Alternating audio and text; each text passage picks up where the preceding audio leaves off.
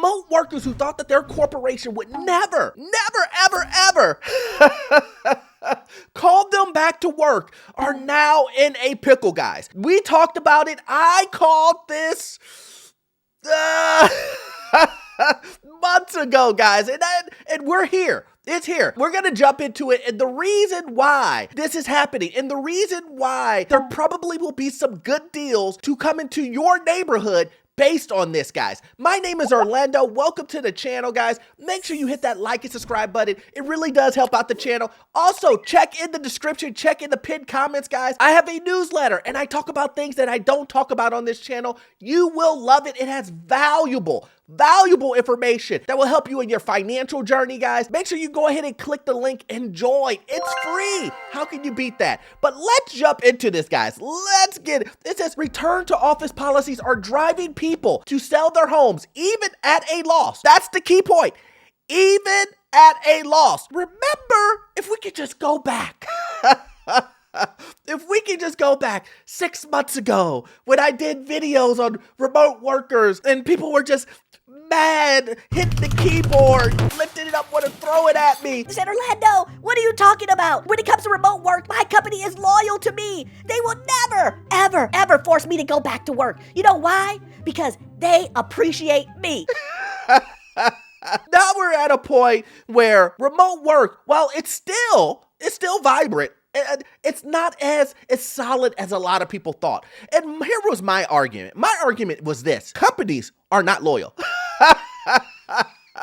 Companies only care about their bottom dollar. And companies will do anything and everything to cut costs to make a profit, guys. I like to make money. All right. Now, if you want to go against the grain and think that companies want to save you more than they want to make a dollar, then hey, I mean, maybe you found the best company in the world. Maybe you found a company that will care more about people than it does actually making money. And that would be a first. That would be a first. Oh, what company is that? What company does something like I just can't think of? Maybe you can put it in the comment section and let me know a company that cares more about people than it does making money. Remember, people first, money 2, 3, 4, 5, 6, 7, 8, 9, 10. But guys, listen, this is big because people are taking a loss. That's my point, is that they're taking a loss, guys, a loss. People are saying, You know what? I went ahead and I moved far way out because this is where I wanted to live. And with remote work, I could just, chill. I could not have to actually be in the location of where my office is.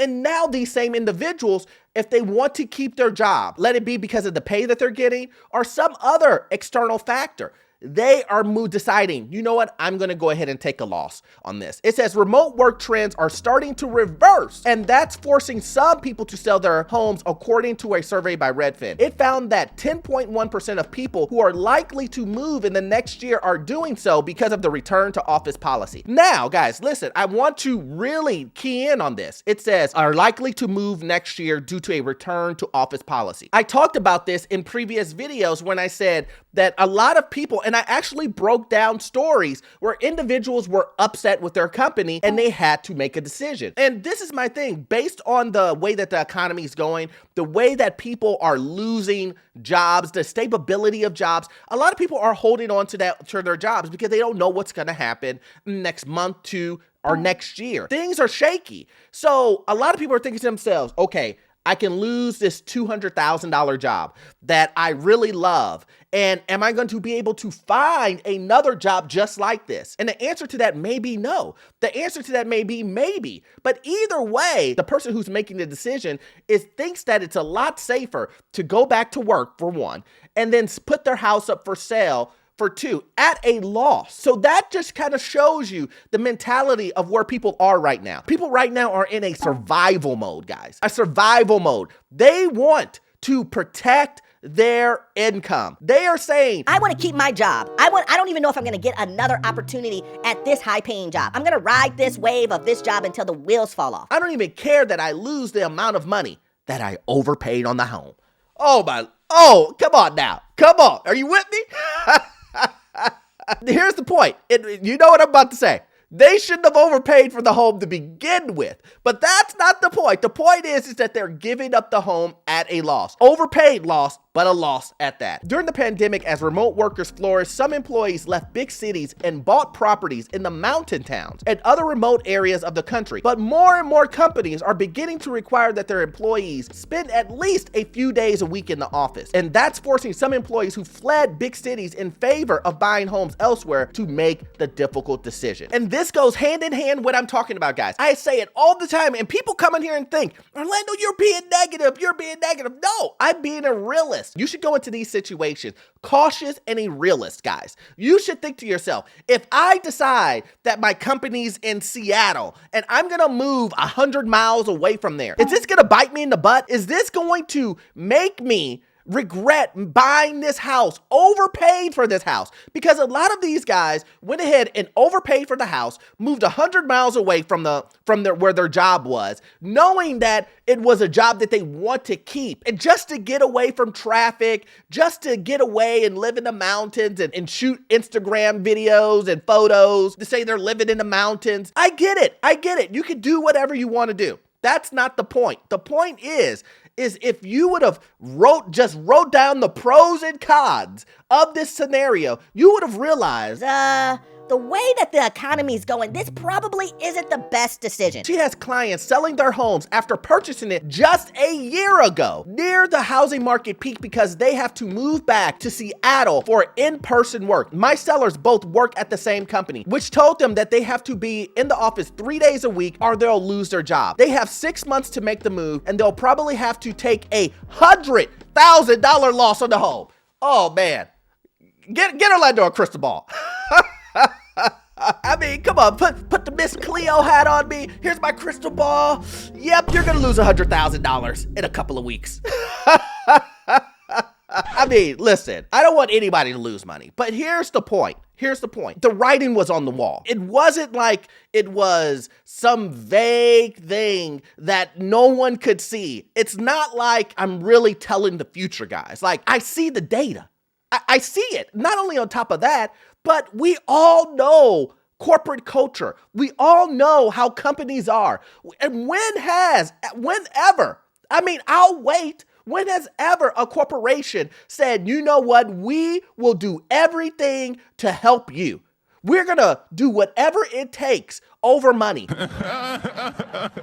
That doesn't happen. That's not business. We all know this. So is it really a big surprise that the company said, we'll fire you if you don't come back? Do you really think that you're indispensable, right? You think that the company just says, ooh, Orlando, we can't get rid of Orlando because, he pretty much runs this company. That's not the case. If you're not the CEO or some high executive and you're just a regular worker, maybe an engineer, they'll find another one of those. Fact.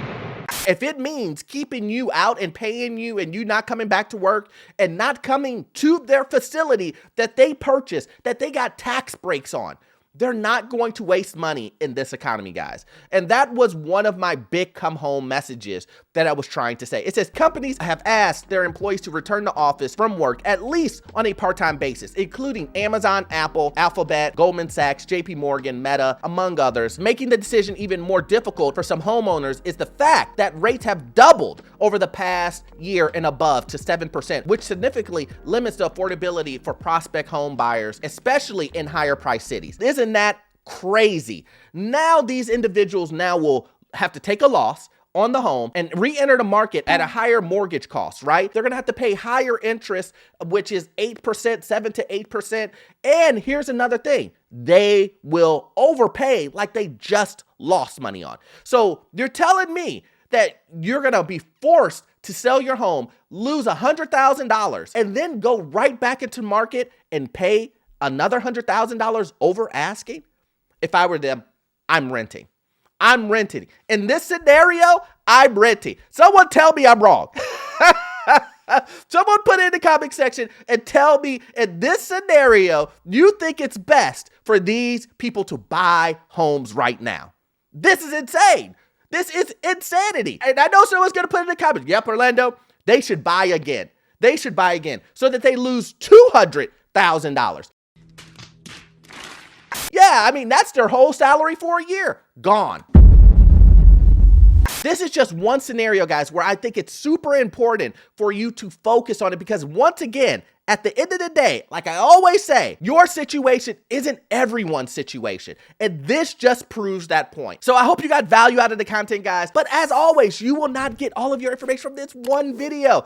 I need you to watch this video over here. It will help you understand what's going on in the housing market, financial news, get into your first rental property. And I promise you, the information you will get from that video, it will be gold. See you on the next one. Thanks.